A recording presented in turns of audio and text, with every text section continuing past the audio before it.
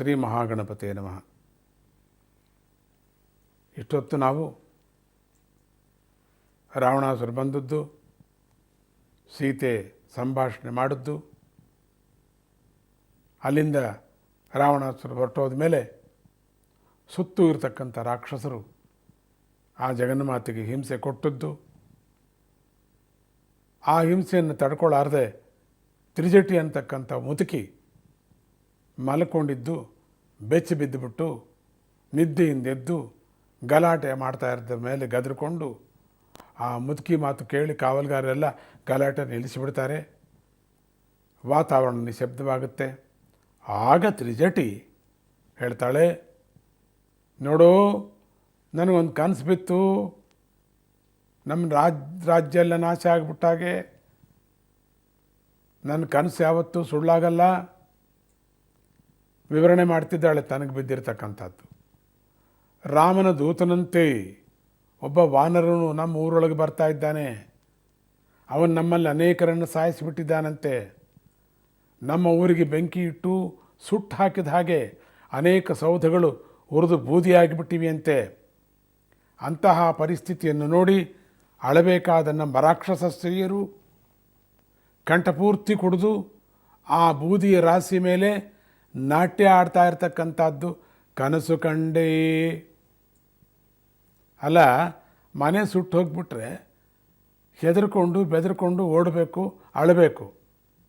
ಬೂದಿ ರಾಶಿ ಮೇಲೆ, ಉರಿದು ಬಿದ್ದು ಬೂದಿ ರಾಶಿ ಮೇಲೆ ಹೆಂಡ ಕುಡಿದು ಆಟ ಆಡಿಕೊಂಡು ಬೂದಿ ಪೂಸ್ಕೋತಿದ್ದಾರೆ ಎಲ್ಲರೂ. ಅದೆಲ್ಲ ನಾನು ಕಂಡೆ. ರಾಕ್ಷಸರಲ್ಲದೆ ಇನ್ನೇನು ಮತ್ತೆ. ಈ ಸೀತಾದೇವಿಯ ಗಂಡ ಸಾಮಾನ್ಯನಲ್ಲ. ಅವನು ಸಮುದ್ರ ದಾಟಿ ಬಂದೇ ಬರ್ತಾನೆ.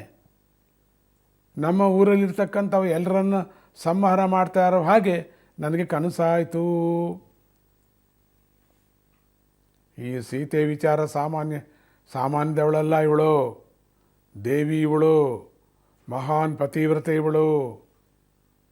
ಆದ್ದರಿಂದ ನೀವು ಯಾರೂ ಮಾತಾಡಬೇಡಿ. ನೀವೆಲ್ಲರೂ ಇವತ್ತಿನಿಂದ ತೆಪ್ಪಗಿರಿ. ರಾವಣ ಹೊರಟೋದ, ನೀವು ತೆಪ್ಪಗಿರಿ, ನಿಮ್ಮ ಪಡಗ ನೀವು. ಇದೇ ನಿಮ್ಮ ಪೌರುಷ ತೋರಿಸ್ತಾ ಇದ್ದೀರಿ.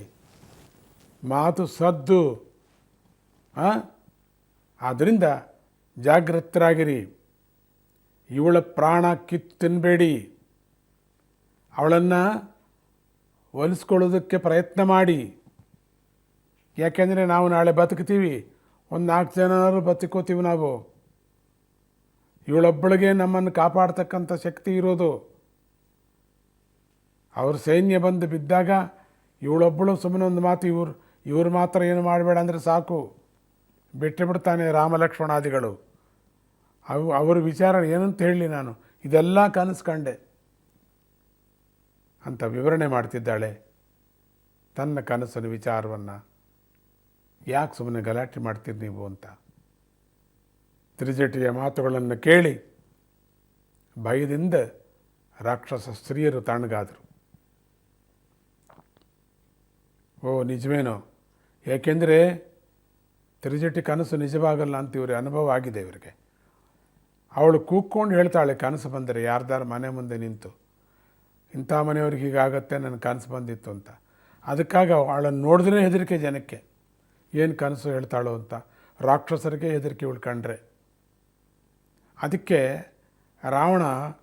ರಾವಣನು ಕೂಡ ಹೆದರ್ತಾನೆ. ಅದಕ್ಕೆ ಅವಳು ಮಲಗಿದ್ರೆ ಎಬ್ಬಿಸಲೇ ಇಲ್ಲ ಅವಳನ್ನು. ಏನೋ ಒಂದು ಹೇಳ್ತಾಳೆ ಅವಳು ಅಂತ. ಅಂಥ ಒಂದು ಕನಸು ನಿಜ ಆಗುವಂಥ ವರ ಅವಳಿಗಿತ್ತು ಅಂತ ಕಾಣುತ್ತೆ. ಏನು ಕಥೆನೋ. ಕೆಲವರು ಇವಳು ಆತ್ಮಹತ್ಯೆ ಮಾಡ್ಕೊಳ್ತೇನೆ ಅಂತ ಇದ್ದಾಳೆ ಅಂತ ರಾಜನಿಗೆ ವಾರ್ತೆಯನ್ನು ಕೊಟ್ಟು ಬರ್ತಕ್ಕಂಥದ್ದು ಒಳ್ಳೆಯದು. ಇವಳು ಸಾಯ್ತೀನಿ ನಿಂತಿದ್ದಾಳೆ ಅಂದ್ಕೊಂಡು ಅಲ್ಲಿಂದ ಮೆಲ್ಲಗೆ ಜಾರ್ಕೊಂಡ್ರು, ಇಲ್ಲಿದ್ದಿರ್ತಾನೆ ಅಂತ.